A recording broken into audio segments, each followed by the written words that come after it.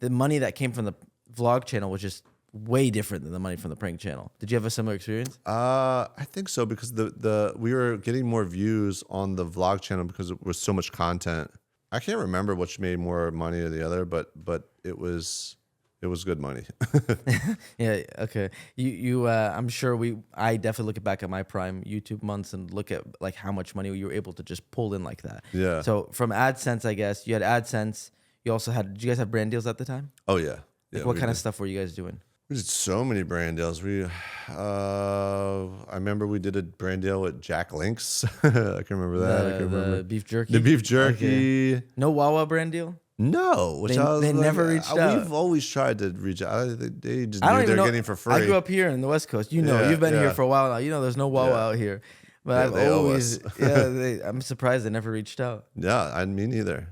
I don't think they've ever needed it because they knew we were doing it so much for free. Yeah. So did you guys have merch at the time too? Did you get on that? You know what? It was a shame because we had such an opportunity to sell merch. We just I was so wrapped up in just like the vlog, editing and getting it up every day that I wasn't ever thinking about other business ventures, you know? And that's something I really regret now because that's the move. Like that. I mean, like I felt like we were figuring it out. We set the standard, and then the next generation of YouTubers came in, like the Logan Pauls and the Paul brothers, and they were like, "Yo, it's not just about the videos; it's about the merch." Yeah, and the businesses outside yourself, and I wish we would have done differently. We tried to sell merch, but we weren't very successful at it because we just didn't have the infrastructure. Okay, yeah. These things are not easy to learn on the spot too, especially a lot of people have teams around them and stuff. Right, I had no team. I think my dad did our merch. Really? Eventually, yeah. That's usually how it is, right? Like my accountant for the first 10 years was some guy that my mom knew from her work or something like that. It's just like you kind of just string people together for whatever works. So it's easy to look back. Again, because I do the same thing where I look back, I'm like, I should have done this and that, but it's so easy now seeing the path of success, that we can look at a blueprint now. Yeah. Back then, just making a video every day, and you guys probably you flew up to 10 million subscribers pretty quickly from the problem you guys started. I mean, it was probably only a couple of years until you're at 10 million subscribers. Yeah, I think we were at least under the first 20 YouTube channels to get the 10. So crazy. There it is. Actually, yeah. You got one in the back. We brought it in here. Oh, it's with the FaZe clan. Let's go. It's a little tarnished, but maybe we'll dust it off. Hey man, I've only seen a few. Actually, Susan Wojcicki handed me that personally. Rest in peace, Susan. And she tried to prank me. She had Jeana and I show up to Google headquarters or some YouTube headquarters somewhere, and I didn't know they were going to present us with the button, but they wanted to have a Q&A with their staff or something. And then she walks out with a fake button and it falls apart. Oh my God. But it was Did you really believe it? Or no, it was so fake. I was like, this is not it. And she was like, we just thought we'd prank you. It was cute though. Shout out them. But that's so early on, man. I saw Fousey's before. I've seen, obviously Rug has one. Roman. That thing is legendary, man. To have one of those is so cool. Maybe one day They I'll still get giving one. them out? Yeah, they still give them out. But I mean, now actually a lot of people are getting millions. Wait, where are you at now? I'm at 6. Get them to 10. Let's go right now. Pause the video, hit the subscribe, the bell, all the things, right? Let's get them one. I stopped making YouTube for a while. I lost 400K. So and now I'm slowly. We'll see. I never thought I would, but I definitely every time I post, I lose more than I get subscribers. It's right. weird. You're like, this guy's still around. Unsubscribe. That's where I'm at right now too. But in that time though, all right, let's just maybe close out that early time. But when you guys were at 10 million subscribers, you didn't maybe do merch, but you had the YouTube video. Obviously, the money we were making at the time was probably way more than enough for you to even worry about. Yeah, we were doing great. So you guys are making, safe to say, a couple $100,000 a month off of just YouTube, and then you have brand deals and stuff, just the typical. So you didn't have anything really outside of that yet. No. Okay, when were you and her splitting everything 50-50? Yeah, we were as a relationship. That must be very interesting too. Yeah. Because obviously with building FaZe, there's so many moments we kind of had to start figuring out how to split money and split shares. And stuff like that. Got complicated. I'm sure. It definitely always brings something weird to the relationship. Yeah, for sure. And I can imagine with your girlfriend also at the time, filming and editing all day. Yeah. One of the themes of this show was kind of finances and the fame and fortune, right? It's called Fame and Fortune Unfiltered. We talk about a little bit. We spoke about how hard it was to be under the spotlight at certain points of your life.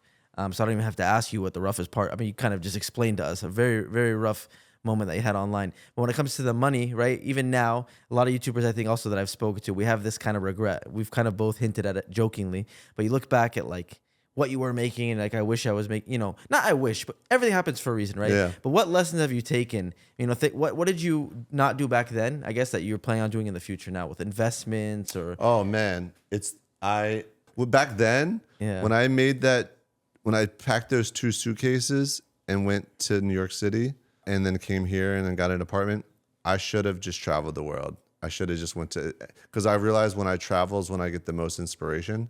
And back then I wish I would have just traveled the world and just like been a gypsy for a while. That's why I'm doing it now. Cause I'm like, I could still do that. Like I saved enough money to kind of have this lifestyle. Granted, if I make 0 money on those trips, making YouTube videos or DJing, I'm still going to be still okay. happy. Okay.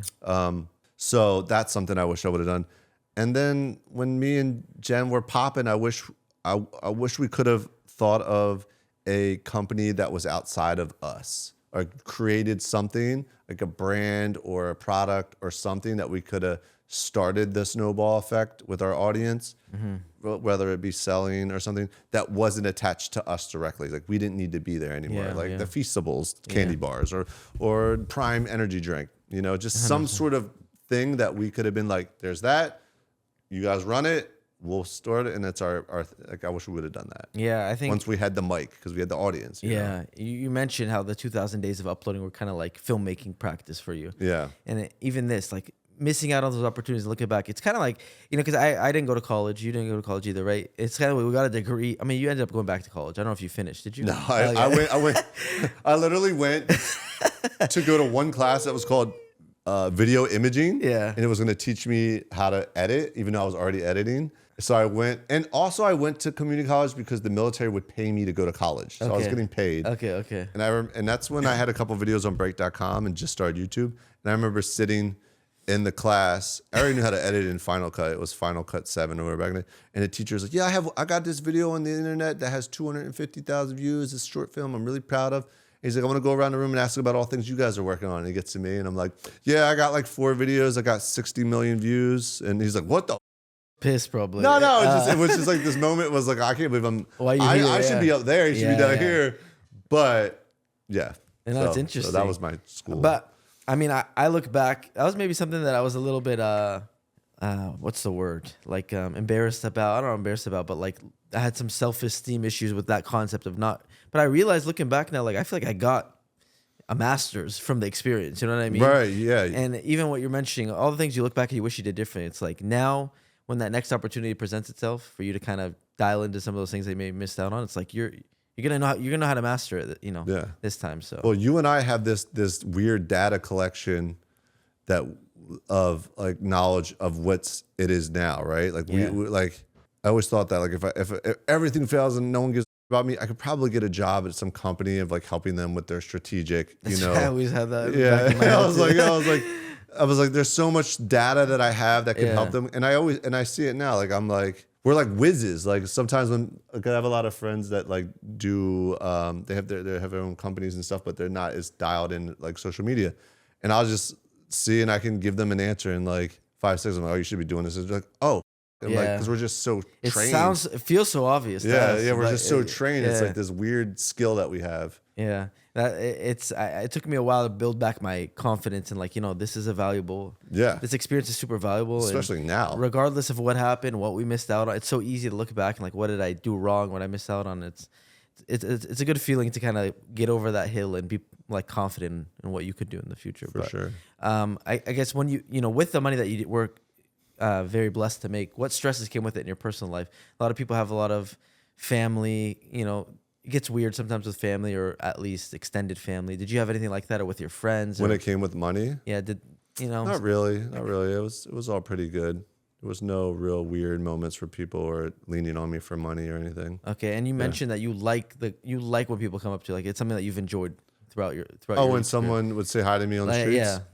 Being recognized. It wasn't anything that wasn't necessarily anything negative in your life. No. I mean I was just in Utah and I was with 2 friends and we get off the plane and this guy has his headphones still on and we're just walking off the plane. He's like, Jesse!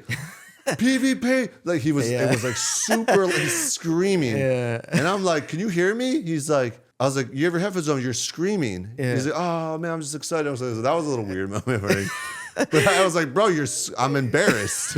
That's actually funny. Yeah. He's like, oh yeah, I'm sorry, I'm just nervous. And then he's like literally shaking. I'm like, oh, okay, bro, I'm sorry. He's really that big of a fan, probably. That's funny though. Yeah. Again, I was like, how old were you when you started watching music? I was like 10. I was like, holy. Yeah, it's crazy, man. That's why when I was mentioning the funeral earlier, like I get it, but there's time and place where it's still awkward, whether or not you appreciate it or not.